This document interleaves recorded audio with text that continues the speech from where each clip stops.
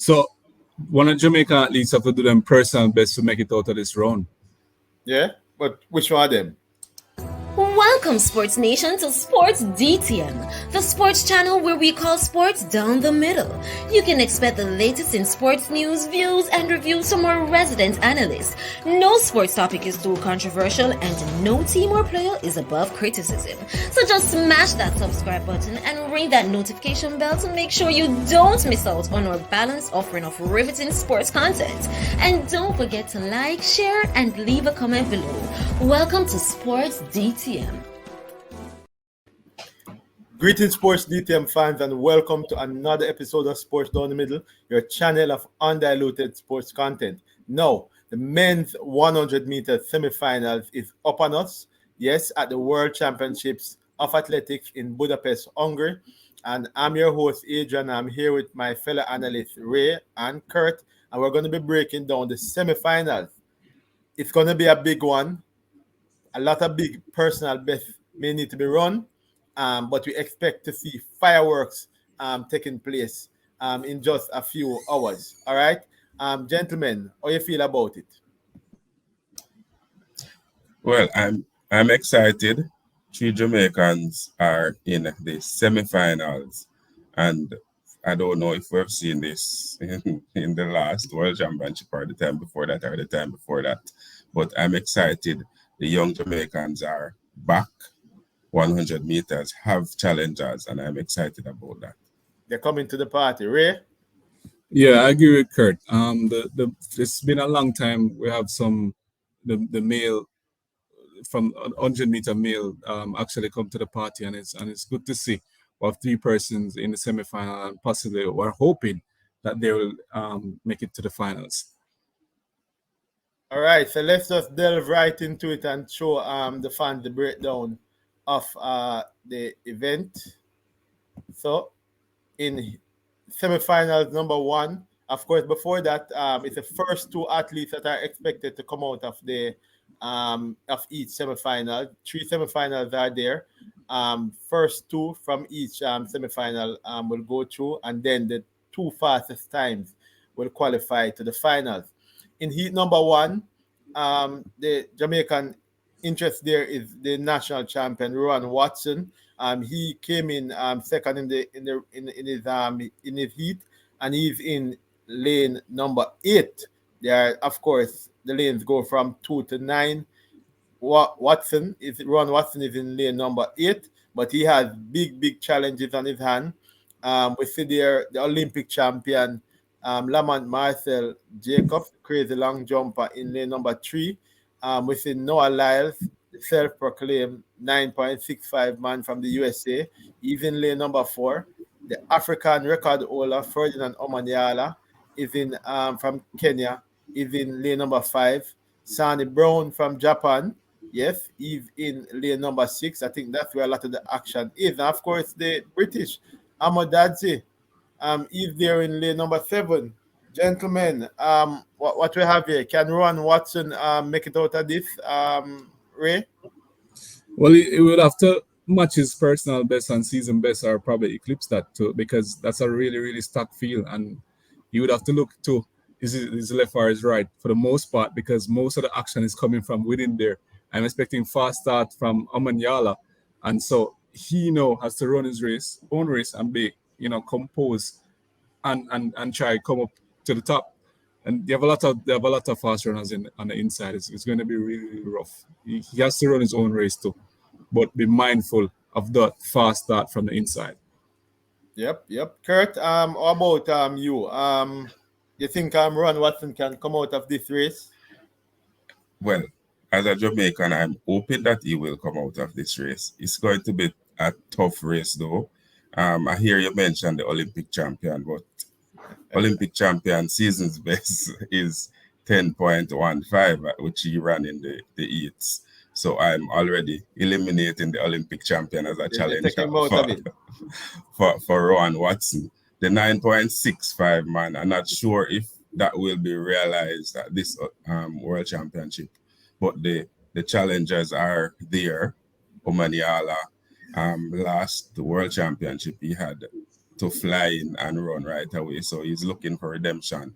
So he will definitely try to pull his A game, and he's the second fastest man over 100 meters this season. So I'm expecting the challengers there. But if Ron Watson stick to his game plan, running under the umbrella of MVP, I'm expecting him to go even faster than this 9.91 seconds. So I'm expecting him to challenge. If he is not in the top two, he will qualify as one of the faster loser. So you expect Lyles Omanyala to go through and Ron Watson as Yes. probably either top two or fastest qualifier. Right. All right, sounds interesting. Sounds good. How about in semifinal number two? Semifinal number two is also a cracker. Akani Simbini, South Africa. Christian Coleman, the 2019 world champion from the USA, just finding his strides back. Raheem Ford looked really good getting out of the blocks yesterday. Got caught on the line by the man who is in lane 7, Zarnell Hughes, who is, of course, the world leader with 9.83 seconds. Great Britain. Stacked field, especially in the middle of the pack, gentlemen. Yeah, I mean, KC and JC clash again. Champs again. Champs all over again. But, I mean, Raheem Ford looked pretty comfortable in the heats. He had a very good start, and then he came out and relaxed. Zarnell Hughes, of course, trying to prove a point this year after many false starts. He was pretty slow out of the blocks, and probably that will be the thing that will hold him back, because he has had false start issues from last year, the year before that. So I'm not sure if he has gotten over that, but if he has, I'm expecting him to. He looks pretty good this season, a 9.8 something British national record. I'm expecting that. I hear Coleman is looking really good, and in the heat, I hear the commentator saying that this is the best they've ever seen Coleman run in many years. About 10.01. But again, PB are very close to PB will take you through, and you just have to pull your A game. You can't come out and run and or jog and expect to make it. You have to run all the way to the line. So I'm hoping that Raheem Ford will bank on the JC experience and have one up on the KC man. They're looking at Ford, Hughes, Coleman. Coming out of this one, it's true. We're gone, you know. The fastest. Nothing for Simbini. Unfortunately, no. All right, Ray, your thoughts? It's really sticky. So Ford has to run below 9.95 to surely guarantee a spot, and that might even just guarantee the fastest loser. So it's going to be hard. I think Simbini will have to do something really, really special too, and it's within him. So as much as Kirk said no, Simbini, it's really sticky, and then you have Zarnell Hughes. So this is one of the hardest one, in my opinion, to call. I might actually, and it's because I know I have to put Ford in. I might actually put Simbini. Don't do it. Back of the pack. But if Simbini push through, I wouldn't be surprised if one of these big name persons would not make it to the finals. I wouldn't be surprised. I'm going to go outright and tell you that I expect Raheem Ford to qualify for the 100-meter finals, along with Zarnell Hughes and Christian Coleman. Both Ford and Hughes looked pretty good in the semifinal. Coleman getting his feet. I expect them to progress. Simbini is on the bubble for me, and probably have to wait in the queue room. Enough said about that, though. Heat number 3, or semifinal number 3, and the temperature just rose a while ago when you looked and you saw the gentleman, the man leading in the semifinal pack coming in. Oblique, Seville, both PB and season best 9.86. That was done in the heat of the men's 100 meters. And of course, this race is stacked. You have Fred Curley, who is the defending champion. You have the athlete there from Botswana, Letsile Tebogo, He's in lane number 6. You have of course Seville in lane number 7, and if you're and it of course the lanes are 2 to 9, so just shift them over by one. It's stacked in the middle of the field, and of course you have athletes such as Reese Prescott, of course, and of course Browning, Bojo from Netherlands. This is another stacked field, but Kurt, tell me, we expect to progress from this heat. By the way, you all seem to have given out about 6 places already. I don't know the girl stacking the other 3 from this heat. I Okay, mean, they have 9 lanes, so we're hoping that they will be nice to the athletes. But again, another are you taking back somebody out from the other heats? no man. Again, there's another tough. So once the Jamaicans are in there, I couldn't care less who else make it, right? So again, another tough semifinals, and the pressure will be even higher when they've seen what the other 2 heats have done. Yep. Again, you have to come out and you have to run your best. You have to run all the way from start to finish. And in this race, whoever can execute a perfect race will definitely make it through to the final. That sounds cliche, right? 'Cause everybody go Absolutely there. it does. But the Jamaican season's personal best look Oblique Seville look extremely good, look extremely Man on fire. comfortable. And he was running without any straps, which is something that we've not seen in a while. And he jogged a personal best of 9.86. So I'm expecting him to go even faster than that in the semifinals. Yep. Hopefully there is a plus something win reading that we can push him to. The 9.65 look like it's going to come out of this heat. Yep. I mean, and it will come from the Jamaican. Fred Curley, again, is the defending champion.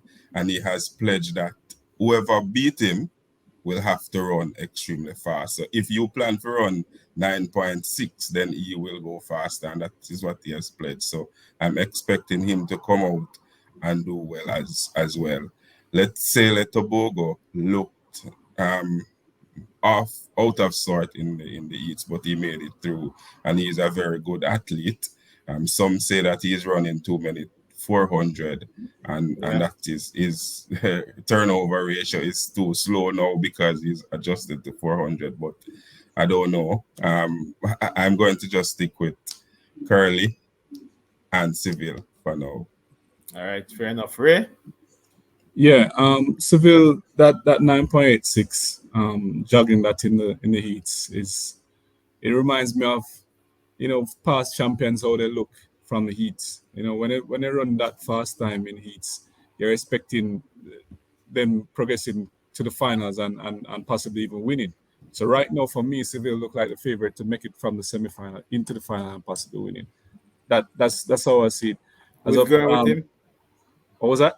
Who's going with him? Who's going in? Right. Curly, I'm expecting to go with him. There's no doubt Curly has enough that will take him. And so I'm not Tobago now. It's kind of tricky for him. He almost seems like he's focusing on the 200 meter more than anything else. And so his speed is not up to where it's supposed to be for the 100 meters. So he might, it's the fastest loser, a small queue for him, I'm thinking. Fans out there, the men's 100 meters semifinals are up on us, and we expect fireworks to take place. And the Jamaicans will roll out Oblique Seville. We expect to bring his A game. Raheem Ford, we expect to bring his A game. Ron Watson, we expect him to also bring his A game. But look out, Fred Curley is on the prowl. And a lot of other top athletes, Omanyala, Noah Lyles, they're all out. And Daniel Hughes, the British. So we expect to have a really, really cracker of a time in a couple of hours' time. But let us know who you think is going to win this race. Who you think is going to qualify. Leave all of those comments in the comment section below. Who's going to come first, second, third? Or as Kurt said, who's going to come dead last? Leave all of those comments in the comment section below. Like, share, and subscribe. And don't forget to tell a friend, to tell a friend, to tell all of their friends to come and join the Sports DTM family. Adrian, Ray, Kurt signing out. Be blessed.